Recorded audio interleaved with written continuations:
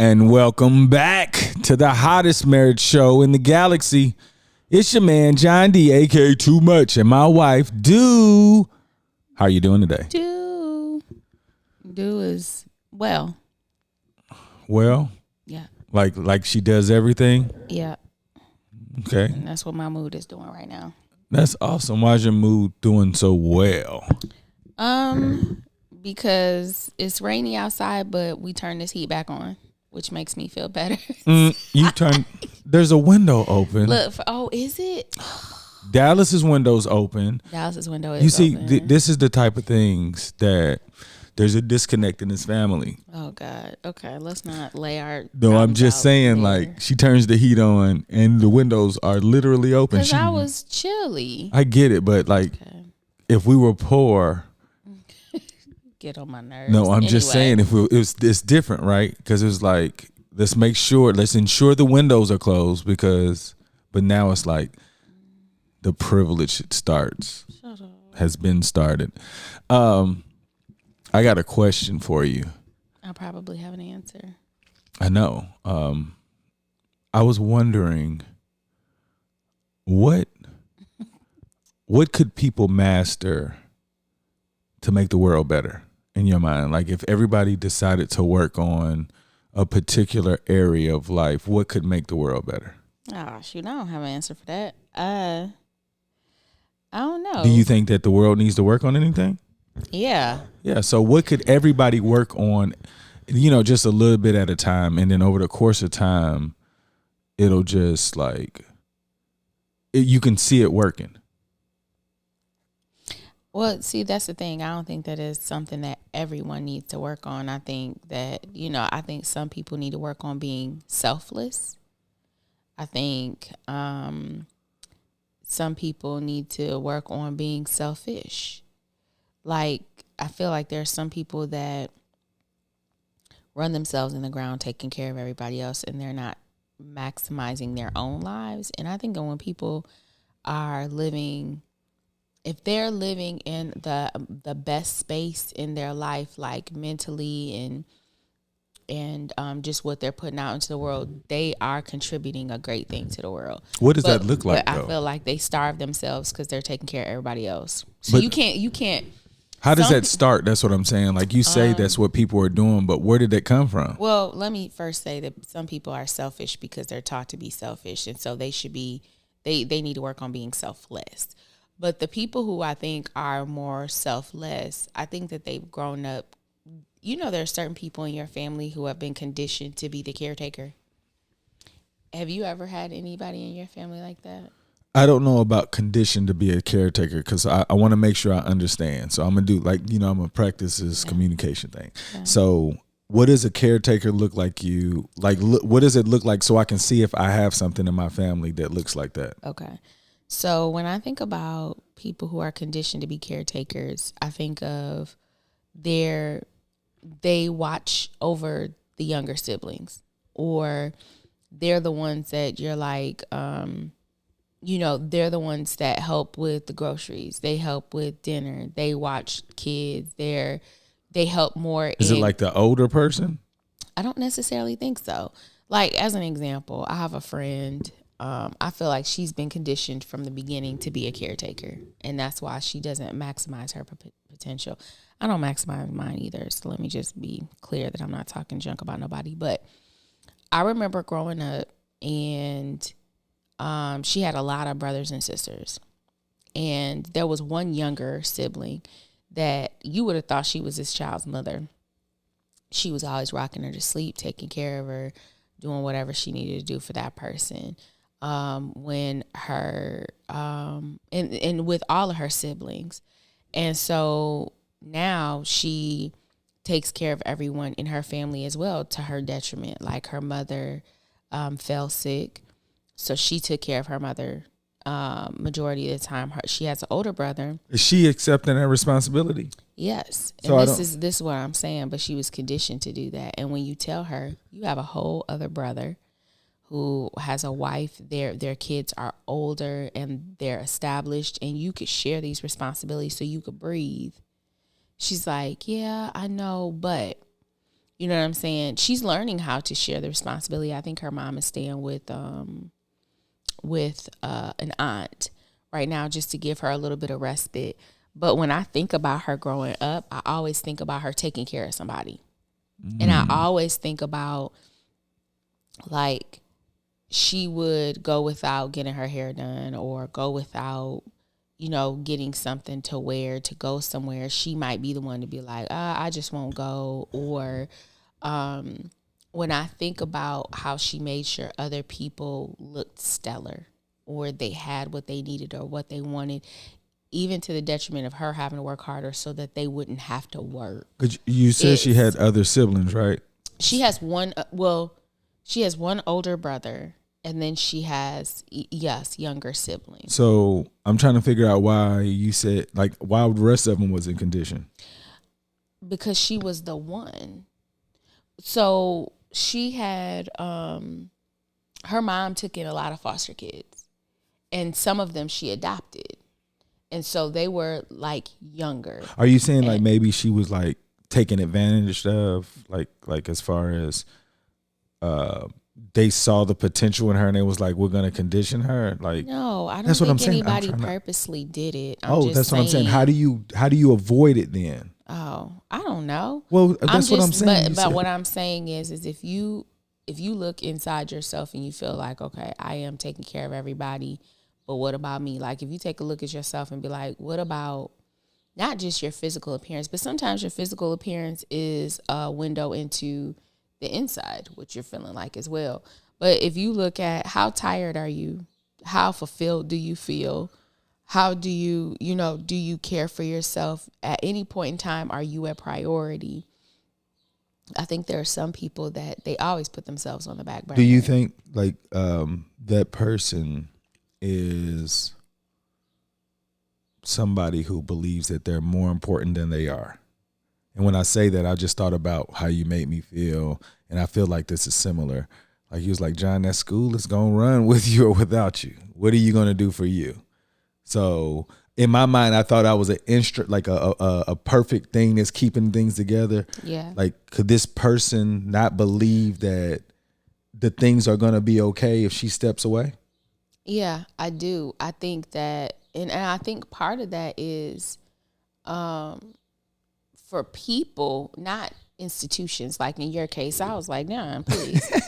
But no, but I'm saying it could for be your the same, family, your family can also be conditioned that I never really have to worry because she's going to handle it. And so it creates a cycle of those who are dependent and those who are dependent on. Yeah, I guess so my whole point is I always love when I see that she is taking care of herself. And just recently she was like, I need time away. I need time for myself. And she took, I think, 5 days to go to another friend's house of ours just be about herself. And this particular friend she went to, she understands, so she made sure that she had that time to herself and also time to be, because I told you when I was feeling overwhelmed, and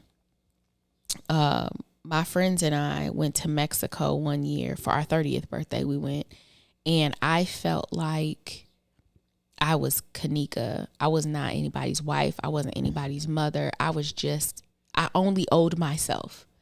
And that trip was amazing. And my friends were like, I have not seen you like this in forever. It's because I didn't realize that I was holding that person back. But at like 4 years later, I think it was 4 years later, I was really, really depressed. And I was very overwhelmed. And I decided to go away for like 4 days, I think. And my mom went with me. But I told her, I said, Mom, I can't take it. I'm overwhelmed and I don't know what to do. And she was like, I'm going to go with you because I don't want you to go anywhere by yourself. But we don't have to do anything. You could read all day long. You could have cocktails on the beach. You could, whatever you want to do, that's what we'll do. She said, we don't even have to talk. We could do, you know what I'm saying? And it was strictly based on what Kanika needed. And I was the priority in those moments. What I realized is I would wait until I was about to break, and then I would make myself a priority rather than giving myself those little bits of selfless moments throughout time, so that I never really felt desperate for an escape. So when I'm listening to you, I'm trying to figure out, were you conditioned to be that person too? Because I don't understand. Like, I don't think that when I say people are conditioned, I don't think that there's someone that's sitting there saying, I need to make this person into this. No, but I get that. I'm just saying you, because like I'm trying to, how did you get conditioned in? I don't understand. I think because I used to watch my mom manage everything. My mom was married to my dad. She was divorced, and then I think maybe a year or two later, she married my stepfather. And so my mom has never been, but when my mom was with my dad was strictly financial. Like, he didn't rear us parenting wise. He didn't do any of that stuff. And so my mom did it all, and she never complained, and she just managed. I never saw her take trips to get away. My mom was never somebody who was like, I can't handle it anymore. She just kept going. And then when she was alone for that 1 year, she was still doing everything. Like, my dad was out of the house, and then the money, she was still getting child support, but my dad wasn't, there really wasn't anybody there to help, like not even to mow no grass. Like, come on. You know what I'm saying? And so she managed all of that, no complaints, no saying that she couldn't take it anymore. And maybe she was saying it to her friends and we just didn't see it. You know what I'm saying? And then when my stepdad came in, it was really like he was very, very, he engaged with us, but my mom was very clear that we were her kids. So she wasn't expecting him to take on added financial responsibility or anything when it came to us. My mom just did that thing regardless. And I think that I watched her, and because I didn't know the conversation she would have with her friends in private, and I didn't know what she was thinking in my head, that's just what you do. You just keep going.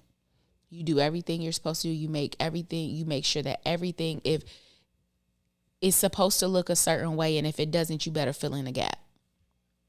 And because I don't know those moments my mom had with her friends, I just assumed that there were no moments of saying, I'm tired, or I need this, or I need that. And so when my stepdad came, they started taking trips and stuff. So, and it was like regular. So she was getting that escape that way. But growing up, I saw it as you just do what you're supposed to do so that it looks this way or better. And you don't complain, you just make it happen. And so that's the type of, I think that, people are passively conditioned because they're watching those before them. And then it's like you're believing that at some point someone's going to pass that mantle onto you, and you're going to have to do the same thing. So you need to learn how to do it like this. So men, we're not really that bad now that I think about it. After you giving me that, because like you said, we're just modeling from what we saw. So right. Unless there's some type of change, man wants to they want to get better, but they literally, to convince somebody that you could do better is just listening to you. I'm thinking the multiple ways that I've seen men through my lifetime and where I am, the way listening to you, you did the same thing that the woman before you did. They won't go through what you went through. No. That's what I'm saying. So it's men are they're doing the same thing as women. It's that women just had way more. You guys were not getting the credit for the responsibility you guys were to keep that household together. And now I'm looking at it because I'm just thinking about me, right? When we got married, I said, babe, I want to do 50% of everything. I want all of this. In my head, I wanted you to tell me to do things because I didn't want you to ever feel fat. And you still weren't able to articulate that for me to receive it, because I can look back. There was nothing I was trying to dodge. I may not have wanted to do it, but I wanted you to always say, you know what, John really did everything he could. But if you can't, like, I can look back and see now the things that I missed because you didn't know how to explain that to me. Well, there are a couple reasons. One is if somebody asks you to do something, they don't want to hear about how you don't want to do it, but you're going to do it anyway. And so it's like, to me, that's like letting me know you're making me do something I don't want. Well, forget it. I'll just do it myself. So if there were things that I'll be like, John, can you do this? If you told me no, or you told me that you didn't really want to do it, then that was a mental no to me to not even bother. Oh, no, I get it. But I'm saying if you could articulate it, you could have been able to say, hey, John, you said you wanted 50%, but I wouldn't have understood that's what was going on. So, but and the other thing is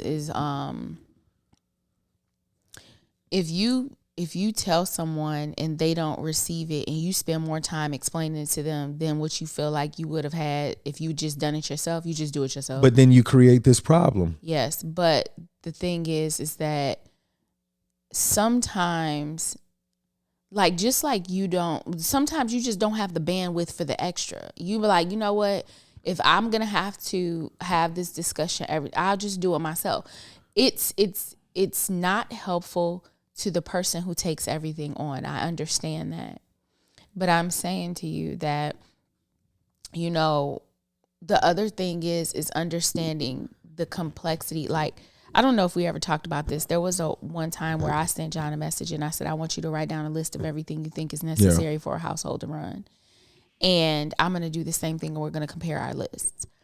And so in comparison, this is not literally the number, but if John wrote down 12 things that he thought were necessary, I wrote down like 96 because I broke down so many other small pieces that go on.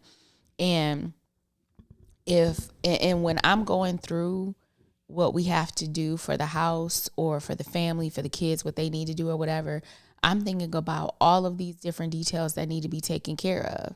And when you look at it, you may say, well, we just need 3 things. Like, as an example, we're going on a trip. If we're going on a trip and we're preparing to go, say Day and Dallas are, like when we were back in Abu Dhabi, they were 5 and 7. Mm-hmm. So we're getting ready to go on a trip. How do we get ready? What do you mean, how do we get ready? When we're packing. You pack the clothes. I pack whose clothes? The kids' clothes. And mine. Uh-huh. And you pack whose? Me, mine. Yes.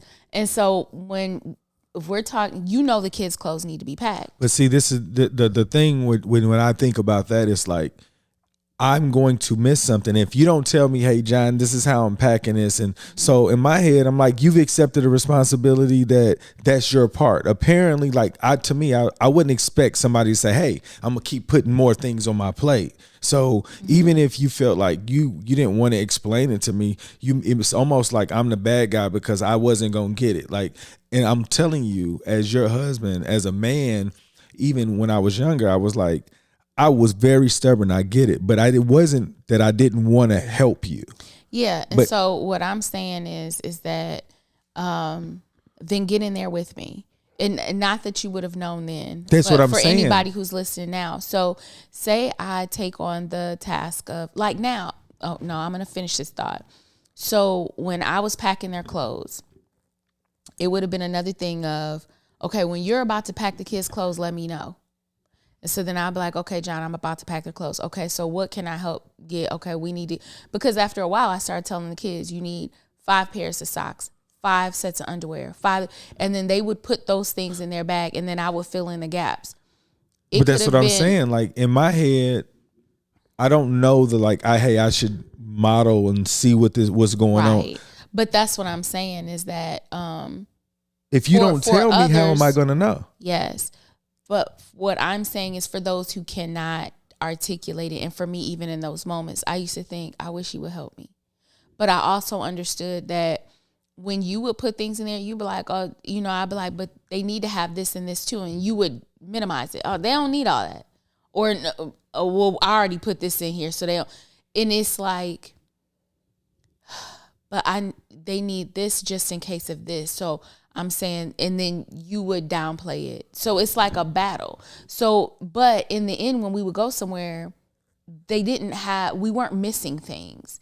You know, if Oh something, no, you know what I'm saying? that was the whole point. I know, but what I'm saying to you is, and anybody else, you know, to assist, when you don't know how to do something and your partner is doing it and they're not really telling you how, when they're doing it, then you sit on in there and you help out. You listen to what they're doing, you watch what they're doing, so you know what to do next time to help. Like now, as an example, now you are fully invested in the idea of doing 50-50. Like, it's not just saying it, you're invested in it. So now when we do groceries, you're looking at what needs to be done. I see that you'll put things in there, like I'll say, do we need paper towel? You used to be like, well, I don't know. Do we need toilet paper? I don't know. But now you be like, yes, we need this and we need this. But that's what I'm saying. That was because, like, you kind of told me to start doing all of that. So then I had to understand what that. But I get it. But I'm saying that could have been done a long time ago. Like it was like me showing you that I'm serious about improving. It's different now because you're much more malleable than you were before. Before you said you wanted certain things, but if I told you, but this and this have to happen too, if it's not something you already thought about, you'd be dismissive. Oh yeah, that's what I'm saying. Like because I thought that was it. Yeah, but it also takes part of my mental capacity to hear you tell me no, or how what I'm talking about is not necessary, and then I have to go and do it anyway. But we were on a bad like road. Yeah, but what I'm saying, you were going to burn out. Yes, I agree. But you also need a partner who is open to taking the load. The point is, you decided to stay with me, right? Like you wanted to pursue me. And that means if you decided to go get that, you had to, that was your responsibility, was to get me there. God, like, this is the thing. That's the way that I'm thinking. Because check this out. Check this out. You know that I said in the beginning, like, stop. So I'm telling you that I didn't want you to go through that. Yeah, but this is my thing. So we were there and you said, this is 50-50. And I took that at face value. This is 50-50. And so when I started saying, well, John, can you, and then you would say stuff like, if you ask me. Well, I'm telling you how you can communicate with me, and you don't want to do that. Listen. So when I first started saying stuff and you'd be like, if you ask me, then I get the option to say no. If I ask you for something, for help, and then you are okay with fixing your mouth to say, I don't want to do that, then I don't even want to ask you. Then I feel like that was a lie. See, that's what I'm saying. And it wasn't, but I was trying to tell you a way to communicate with me so I can stop making excuses. Okay. So then it was like, I need you to change how, even though I know that you're asking me to help you, I need you to give it to me as a directive for me to actually help you. That was crazy. Because in my head, I'm looking for the shortcut, the way out. I know. And that was just with my head. But that's what I'm saying. And I need you to understand that there are other people in relationships right now where there's someone looking for the shortcut. And so I'm speaking to that person looking for the shortcut and the person that needs help, but they're not, as you're saying, articulating it in a way that they know. I'm saying, if you really want to help me, then get down in the trenches with me and help me pack this bag. And if you don't know how to pack the bag, then you watch me pack this bag. I remember one time Damien said he loved my chicken parmesan. And he said, Aunt Kanika, will you teach me how? And I was like, yeah. So if you want to help, or if you want to learn, then you'll ask to be taught. That's incorrect, because as most men think that if they're working and they're doing these parts of what men are supposed to do, this stuff that we talk about now aren't the typical male. Yeah. So that's what I'm saying. That sounds like a more seasoned family if you already know that you're doing that, because I don't know anybody who discuss things like that. Well, isn't the point of our conversations to kind of help people on the learning curve? I know, but it seems like you're still mad at me for not knowing that shit then. I'm mad. No, but I gave you your props about doing groceries now. Like, what I'm saying to you is when I'm thinking about everything that has to be done, I have to think about not just the things on the surface of what I think they need. When we go on a trip, they need clothes and shoes and a toothbrush. No, they do need that. But if something happens, they need an extra set of clothes. If so, what if they get sick? So let's make sure they might get this. So let me make sure there's. But even with me, congestion, like, all the I other get stuff. it. Like, I just want you to know how elementary I am. Like, I don't even think about taking an extra pair of clothes because I feel know. like nothing. So that's what I'm saying. And that's why I started packing your bag. When you will go, the foot. So then I just start packing everybody's bag. I want y'all to know this. Like, he would go on trips. It wouldn't even be us going. He's going on trips with the cues to go somewhere or whatever. And I remember the first time I packed your bag without you doing anything. You said I had all kind of stuff. I had clothes for different things if we went out, and I had different shoes. Ever.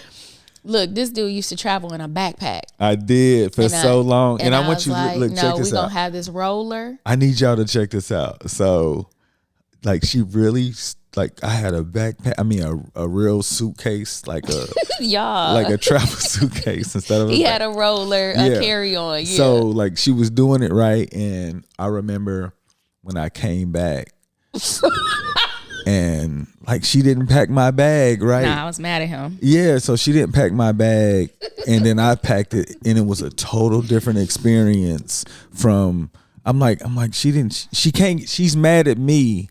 Because I don't know how to pack my bag. No, but listen, so we have been apart for 18 months. And so I'm sitting here like, you've been packing your bag for wherever you had to go. So you should know how to pack your bag. And when he came back, this man literally thought I was supposed to pack his bag. I didn't pack anything. So he came back on the 7th, or maybe not the 7th, but he came back and we almost immediately left town to go to a birthday party. I had him pack his own bag, y'all.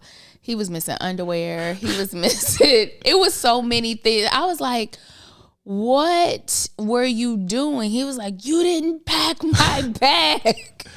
Like, it's so serious too, because in my head, I'm like, she always makes sure I'm straight. And that was not the case. And I was like, it's a shame that I don't know how to effectively pack my, and I will say this. I have a bunch of male friends that know how to pack bags like my wife, and I'm not one of those. And it's like, I remember how long it took me to just get a toiletry bag. Oh my God. And then he left it. So now he's floating around with no toiletry bag right now. But it's those things, you know what I'm saying? But I just never got those lessons. So it's like, I'm being held accountable for things that I just didn't know as a man. And I'm watching my peer group, and I'm like, why are they spending money on that? It's so much easier to just keep it in your backpack. And then he can't find nothing in the backpack. And then he finds stuff like months later, like, this was in my backpack. Because it's supposed to be organized in a toiletry bag and a carry. Like, your backpack really should just have like your wallet, your passport, a book if you want to read. Like, it should not have everything. I know it should not. Yes, I will say this. So since I've learned how to travel, the backpack seems so much more easier to carry than everything's not in it. Exactly. But I was always like trying to get off the plane and just roll out. I don't want to like go up under. And in my head, I never got to that point. But now I understand. It was like because I was on the go. Mm-hmm. So now I have a lot more time to just relax and like slow down and be like enjoy the leaves changing. Oh my God. So what I'm saying, I guess in the end, this moved from one conversation to another, but mean what you say and say what you mean. So if you say you want to be 50-50, then whatever you don't know, then you start learning from the person who does it.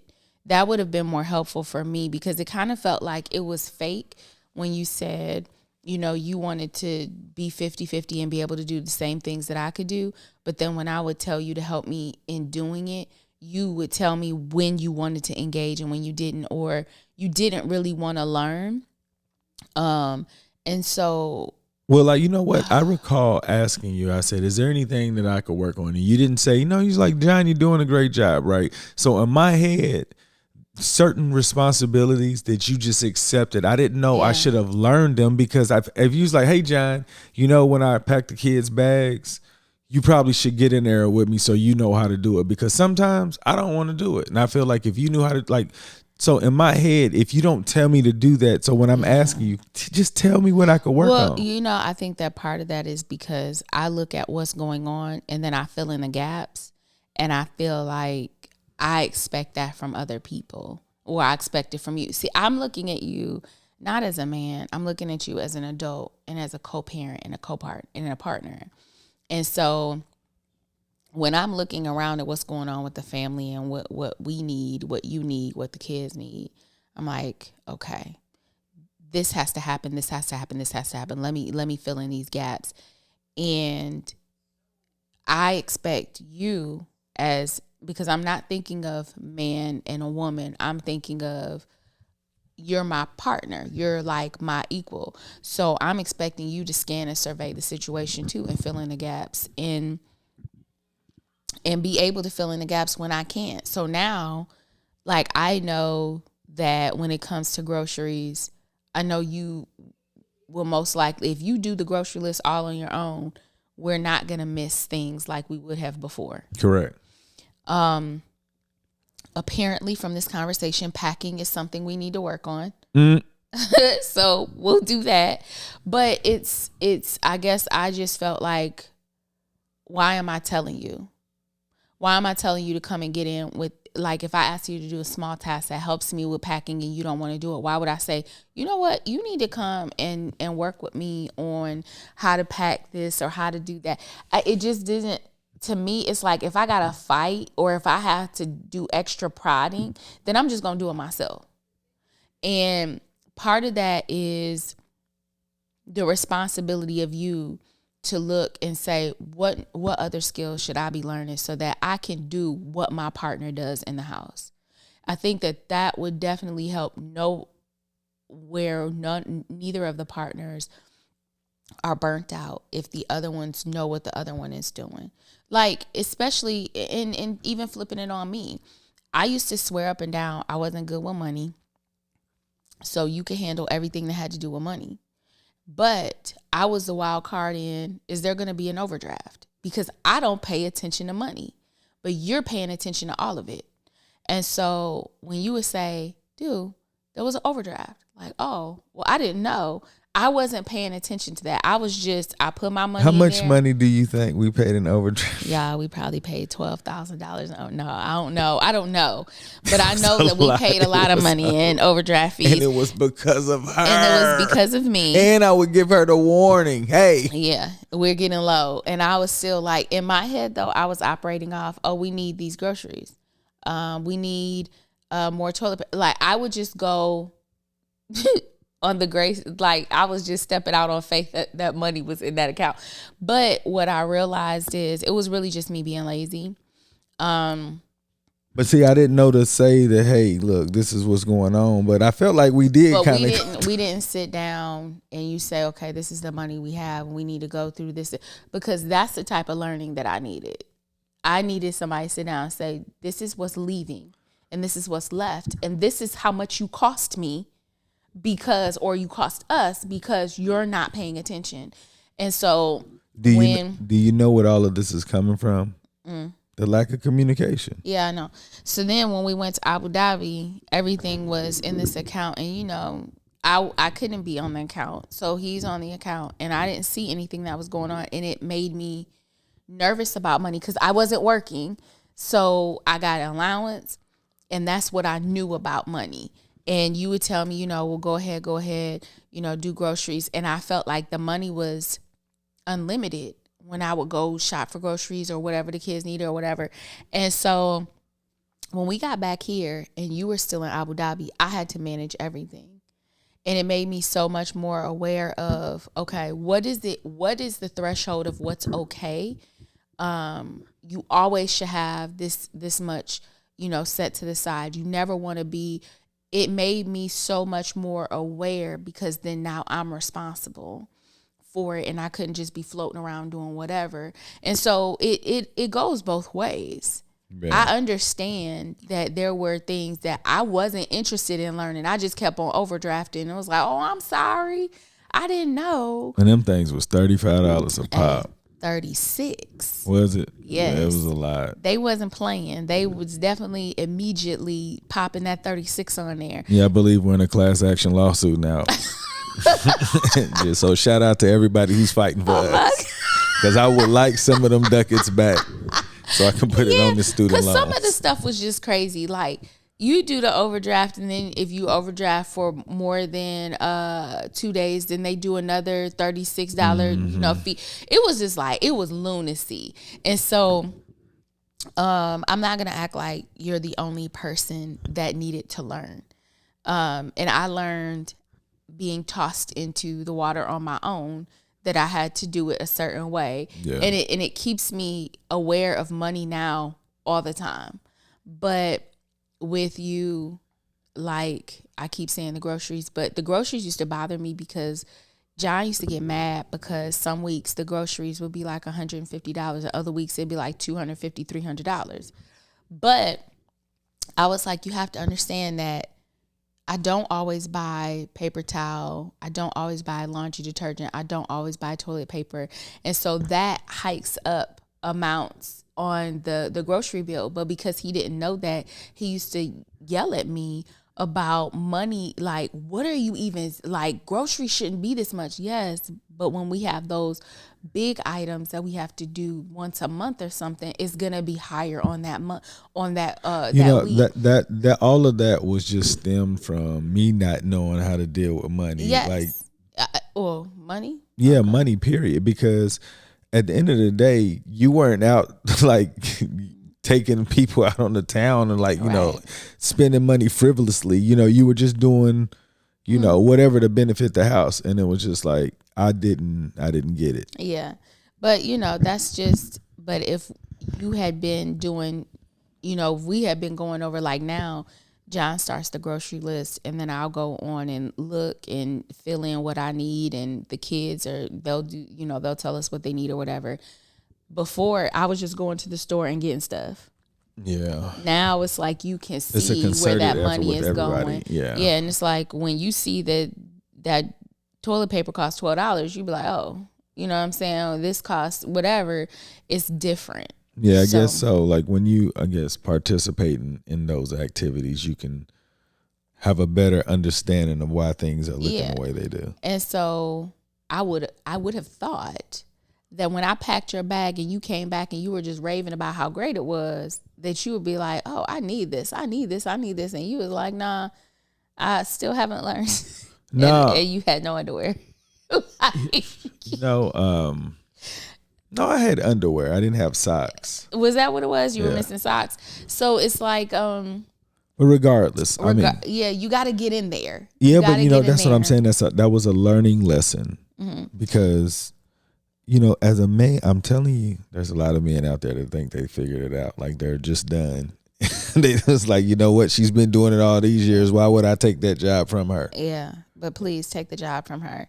And don't just take it and then shit the bed with it. Like be cold. Like just be a better husband, a better father. Like I promise if you're cold at being a better husband, your wife will let you know it. Yeah, and vice versa. I think that we should learn each other, because no one should have a role or respect. It's nice for somebody to have responsibility, so you know that it's always handled by that person. But everybody should know everybody's. Yeah, everybody should know everybody's position and how to do it. Correct. Yeah. Jeez. Yeah. I don't think that was how this started, but I appreciate it because. Yeah. No, it didn't start. You said it started off. It still ended up where I wanted it to go anyway. Because I said, what do we need? What could everybody work on?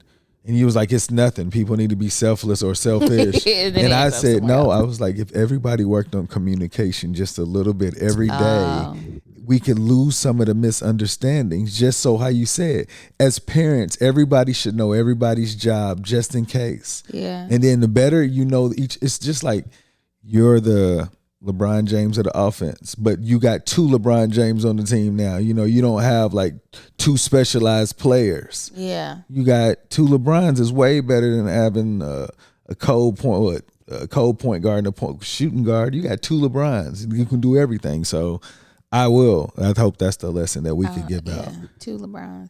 Knowing other people's role. Yeah, everybody's role. You're like, okay, something's wrong. What's going on? Like, it shouldn't be like one person forgot. The other person should have been already there. Like, if it's 5 or 10 minutes off, like, hey, did you check this out? I didn't hear you from just reminding. Yeah. So that's what I'm gonna do. I'm gonna take more of a role in trying to know your schedule better than you do. Why my schedule? What? Because I feel like you just walk aimlessly through the world without acting like anything. That is completely unrelated to today. You could say I'm gonna know more about your roles. You don't have to know my schedule. I'm talking. Well, your schedule as far as what's on it. That's why I say, what are you doing tomorrow, or what's on your schedule this week? So if I hear it, I know what you're doing. So when I come to a Wednesday, this is where you are. It was like I won't plan anything around that part. So it's me trying to make sure that I can get the most out of you. Okay. Because if you say there's nothing going on and then I have something awesome and you're like, oh, I forgot this was on. I'm like, oh, you didn't foil me. You know what I'm saying? So it's like foiled your plan. Yeah, like I'm trying to show you a good time. Now I'm mad because you lied to me. Golly. Do you see what I'm saying extreme. though? No, but I'm saying like that the communication aspect. So yeah, but we won't take any more of y'all time. Anybody want to give a shout out today? Give a shout out to my mom who taught me how to take on all the roles. But she ain't taught me how to hand none off yet. So then because she didn't know how to do it. So now you got a husband that's trying to release some of these roles from you so that we could be both live in this on this team. You know, I appreciate that I learned how to be self-sufficient and I could manage everything. I've definitely learned that, and I've learned that from her. But I also like the idea that you don't have to be. It's great. It's just like the message today. It's great to know how to handle all the roles, but you don't necessarily have to do all the roles. So shout out to the mama, because she taught me how to handle everything. And shout out to the fathers who are not allowing the mothers to do those roles anymore. God. I thought you were going to say fathers who ain't doing the roles. No, yes, those who are taking on those. Yeah, yes, like, definitely. So if you already got that heads up, you are so much further in the game than a lot of us, and we are working to get there because I don't hear people competing to be the best father out here, and that's what I'm doing. I want to be the best father out here. Okay. Best husband too. Yeah. But I want to give a shout out to my comrade, the owner and CEO of Mal the brand. Oh. We went to the graduation yesterday. Like a walking billboard. Like a commercial. You know, we just the cameras just weren't out. But shout out to him. He's doing big things. If you get an opportunity, go check him out. Mal the brand. He's selling athletic apparel and wonderful T-shirts. Make today better than yesterday. Don't worry about anything you cannot control. GATA. Get after that action, or that action will get after you. Boom. Be great on purpose.